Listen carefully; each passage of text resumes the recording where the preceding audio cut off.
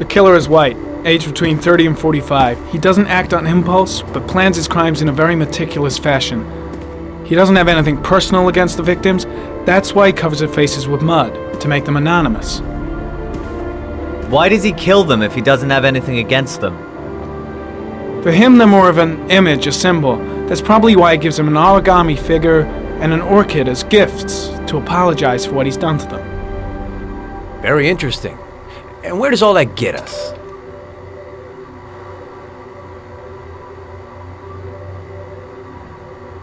The best way of tracking a predator is to be familiar with his behavior. That may be true in novels, but there's a child's life at stake here. Continue, Jayden.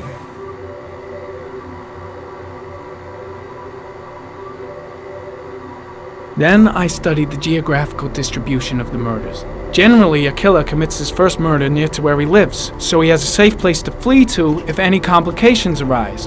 The more confident he becomes, the further he roams from his base. By analyzing the locations where the victims disappeared, I was able to isolate a zone where the killer might live. And what size is this, zone? For the moment, about 10 square miles. Oh, great. There must be 10,000 people live in that sort of area. You gonna question them one by one?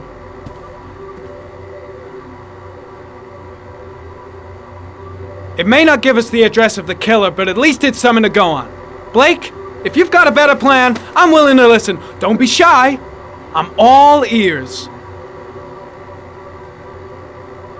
One detail attracted my attention. The interval between the time when a victim disappears and the time when the body is found ranges from 3 to 5 days. But the rainfall is always at 6 inches, give or take 10%. What on earth does that mean? All the victims were drowned in rainwater. The killer kills only in the fall when there is plenty of rain. It could be that he puts them in some sort of well or tank that is open to the skies and that fills up with rainwater. The more it rains, the less time the victim has to live. So what's next? There are 2 suspects whose psychological profile might fit and can be connected to the comfort zone. I'd like to question them. God damn it. We're wasting our time with this bullshit. The killer's out there somewhere, and we gotta get off our asses and find him.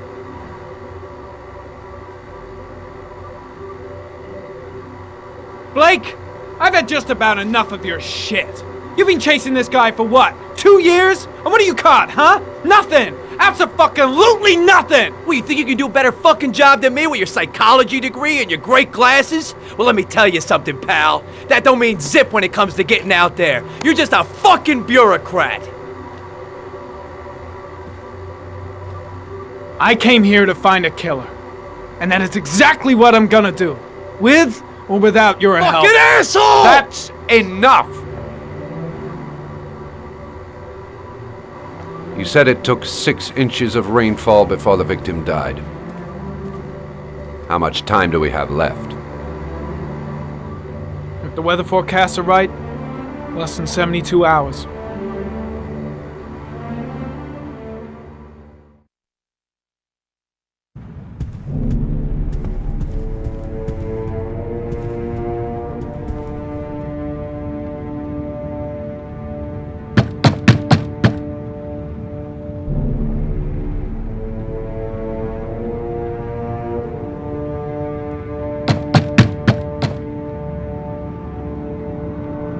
No answer.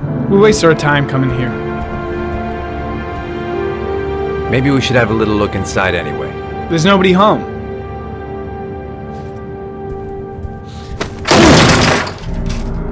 There is now. I'm not sure that's entirely legal. Call the cops.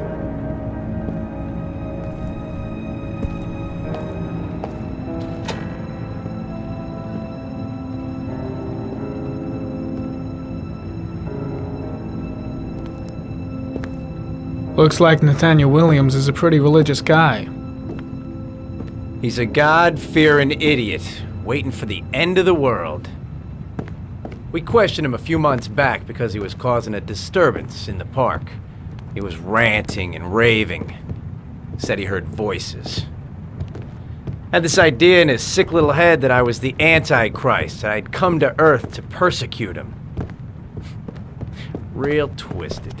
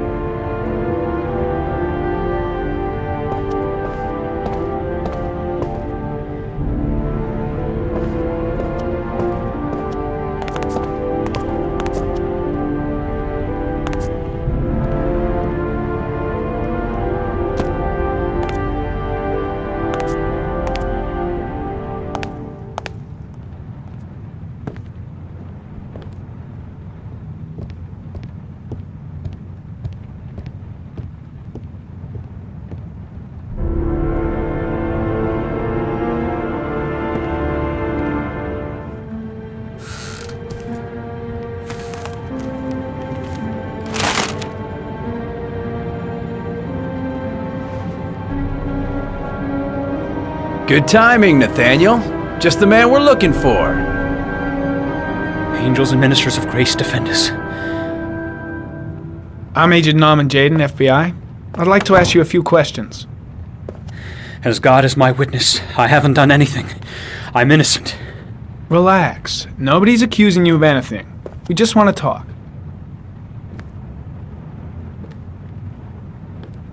Why all the crucifixes? You afraid of something? The hour is nigh, and the wrath of God shall strike men down. I'm preparing for the end of the world. Where do you work, Nathaniel? Do you have a job? My sole occupation is praying to the all-merciful Lord for the salvation of humanity. Nathaniel, do you remember where you were last Tuesday at 4:30 p.m.? Here? I was here. I was praying. All day.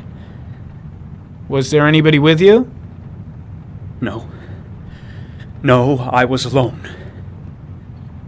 What about the voices, Nathaniel? Do you still hear the voices?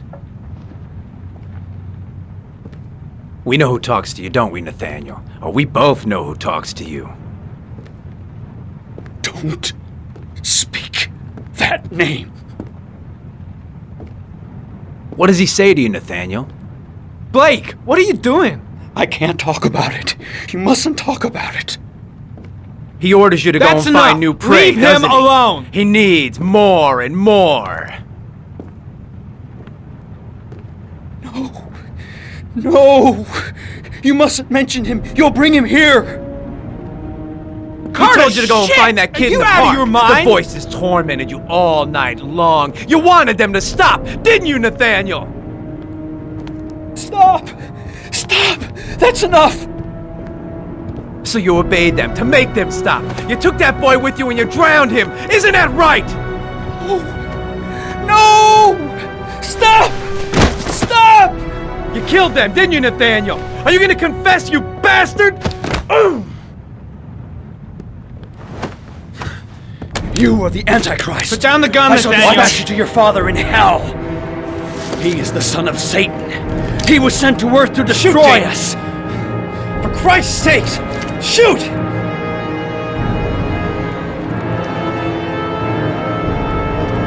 Calm down, Nathaniel. Nobody here wants to hurt you. Put the gun down. Now gently put the gun down on the floor. Demon, you shall regret confronting the emissary of the Lord. You shall know divine power. Concentrate on my voice, Nathaniel. Listen only to my voice. Christ all-powerful, defend us in our battle with the forces of evil. Protect us from the cunning and wiles of the demon. May God Almighty manifest the power of His empire and may divine power cast Satan and all the other spirits that prowl the world in search of souls into the darkest depths of hell.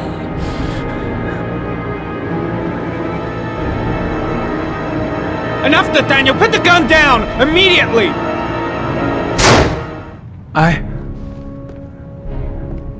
I shot him. Yep. Looks like you did.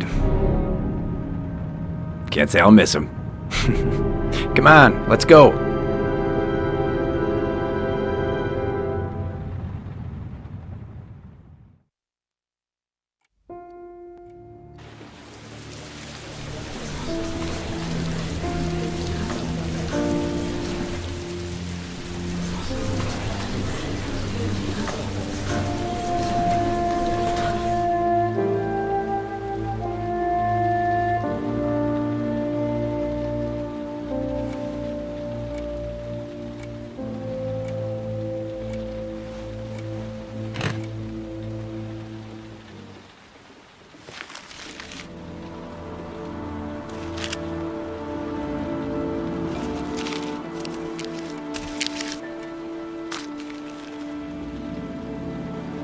When the parents came home from church, all their children were gone.